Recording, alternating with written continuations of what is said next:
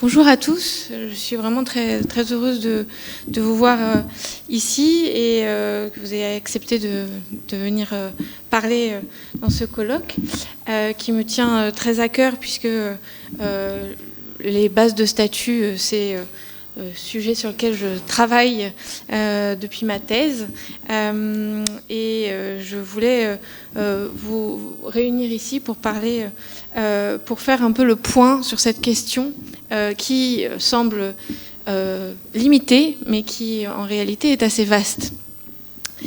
Comme vous le savez évidemment, les fouilles ont fourni de très nombreuses bases, dépouillées souvent de leur statut. Elles ont longtemps été négligées en tant que telles, et elles ont été publiées souvent au début uniquement pour leurs inscriptions. Mais depuis une vingtaine d'années, et vous le savez bien, elles sont l'objet de recherches renouvelées. L'importance matérielle, esthétique et symbolique de la base n'est en effet aujourd'hui plus à démontrer. D'un point de vue matériel, la base permet d'ancrer une œuvre dans son contexte physique. Elle fixe son emplacement, sa hauteur, elle définit ses rapports à son environnement immédiat et elle permet à la statue de durer dans le temps. C'est souvent elle qui, par les inscriptions qu'elle porte, permettent aux spectateurs de lire le monument en le situant dans le contexte social, politique et ou religieux de sa création, en signalant le responsable, le commanditaire ou le dédicant, et l'occasion de son érection, sa destination, et parfois son sujet et son sculpteur.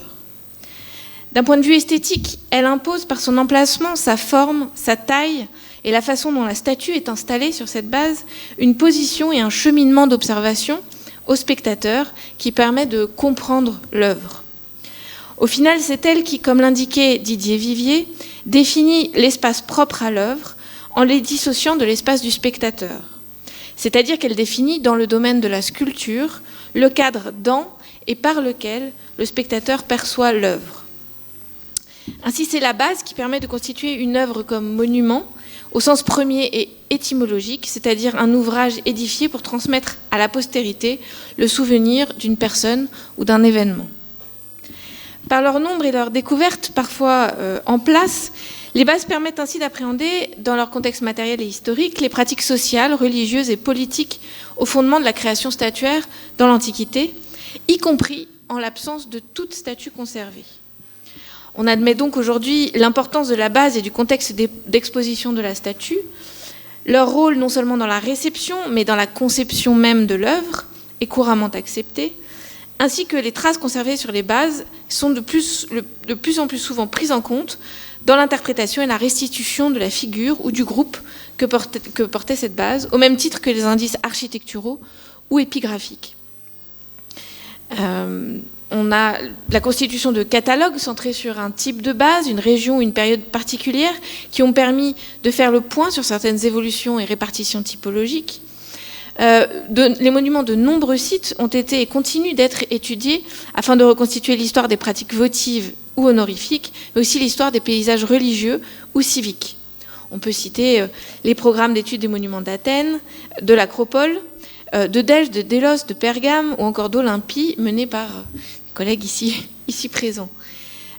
D'autres se sont intéressés aux bases elles-mêmes et au rapport entre leurs inscriptions et les statues qu'elles portaient, ou encore au corpus des bases sculptées, gravées ou peintes.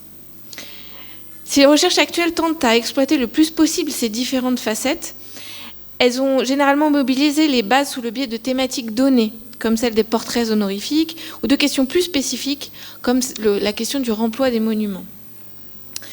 Mais la base de statut en tant que telle, précisément du fait de son statut complexe, à l'interface entre l'œuvre, le commanditaire et le destinataire, et à cause de la diversité des approches disciplinaires possibles, n'a encore pas fait l'objet d'un bilan méthodologique complet qui puisse fournir un cadre général pour son étude et son interprétation. C'est le but de ce colloque qui se propose de rassembler plusieurs dossiers documentaires en faisant varier les époques, les contextes et surtout les approches disciplinaires, architecture, sculpture, épigraphie, afin de faire le point sur les nouvelles perspectives offertes par l'étude des bases. Loin d'être un simple support d'inscription, de statut, la base apparaît en effet comme un lieu de mémoire complexe et un nœud au carrefour de plusieurs approches complémentaires. Le colloque se propose de faire le point sur ces nouvelles perspectives en organisant les interventions autour de 3 axes, correspondant chacun à un niveau d'analyse dans l'étude des bases. La première session, donc ce matin, sera dédiée à des études de cas proposant des réflexions méthodologiques afin de comprendre un monument dans sa globalité. La seconde session s'intéressera au rapport que peut entretenir la base avec la ou les statuts qu'elle porte. Et enfin, on s'intéressera dans la troisième session aux bases dans leur contexte d'érection et aux informations qu'elles peuvent nous apporter, non seulement sur les pratiques, mais aussi sur les espaces qu'elles contribuent à organiser. Avant de laisser la parole aux intervenants, je voudrais offrir ici nos remerciements à l'Université de Paris 1 ainsi qu'à l'UMR Arscan qui ont participé au financement de ce colloque. Je voudrais surtout remercier l'institution qui nous accueille, l'École française d'Athènes, qui a permis que ce colloque puisse avoir lieu, non seulement par son financement, mais aussi par son soutien pratique, technique et matériel.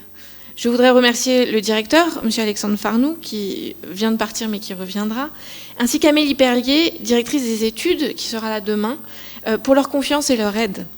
Je voudrais remercier également tous les personnels de l'école, à la communication, à la direction des études, à la logistique, à l'accueil de la maison des hôtes et aux services informatiques, qui permettent la tenue de ce type d'événement dans des conditions assez exceptionnelles. Je voudrais également remercier les autorités grecques, notamment les éphories, qui ont permis et permettent à de nombreux chercheurs ici présents de travailler sur les sites. Enfin, je voudrais remercier les différents intervenants de nous avoir fait l'honneur de bien vouloir participer à ce colloque.